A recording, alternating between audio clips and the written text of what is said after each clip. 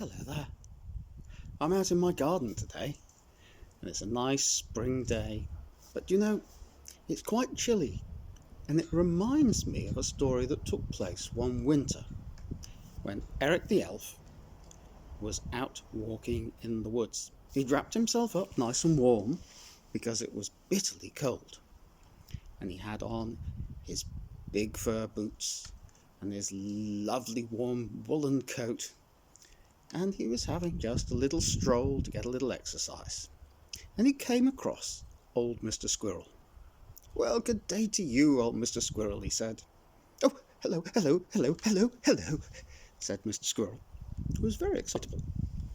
But Mr. Squirrel didn't look his usual merry self.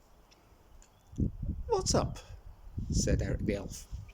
Oh, well, I'm feeling the cold rather, and I'm terribly hungry, terribly hungry. Oh dear me. And he scrunched himself up, all small, and his big fluffy tail looked all limp. "What? Why are you so hungry, Mr. Squirrel?" asked Eric. "For throughout the summer and all through the autumn, I saw you gathering nuts every day. You had great armfuls of them, and you carried them off, and you buried them here and there. How can you be so hungry?" "Oh, yes, said Mr. Squirrel. "Oh, I've got so many nuts. I've got them hidden away in the roots of the old oak tree, and I put some in the old set that Mrs. Badger said that I could use, and I've got some in the old hollow tree. Oh, yes, I've got many nuts." Well, this puzzled Eric, and he said, "Well, Mr. Squirrel, how could it be that you're hungry and cold when you actually have so many nuts?" Oh, well, I'm saving them for a rainy day when I need them," said Mr. Squirrel.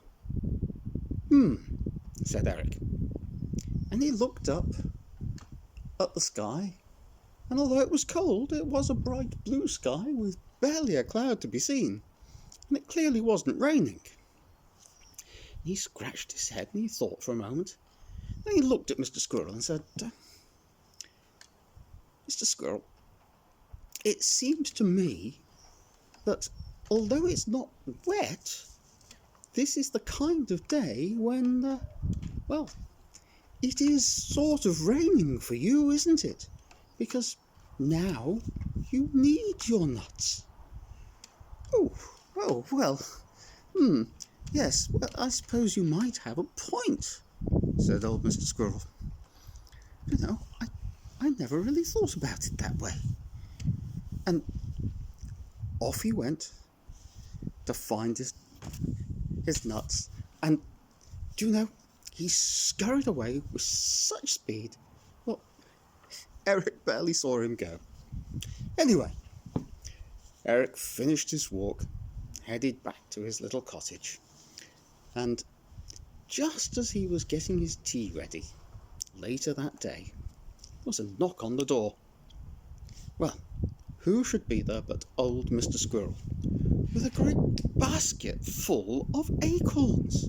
Oh, hello, Eric. I've brought you some acorns. And Mr. Squirrel was looking much more his normal self, far more cheerful, and looking reasonably well fed. I brought them to you to say thank you for opening my eyes to all the riches that I've got. I wouldn't have thought of digging them up if you hadn't pointed out to me that really it was sort of raining. And now that I look, I find I've got so much. I've got enough to share with you and several of the other animals as well." "Oh, well, thank you so much," said Eric. And he was very pleased because it meant that he'd be able to make his special acorn coffee, which he absolutely adored to have with his afternoon slice of cake. And so they both went away very happy.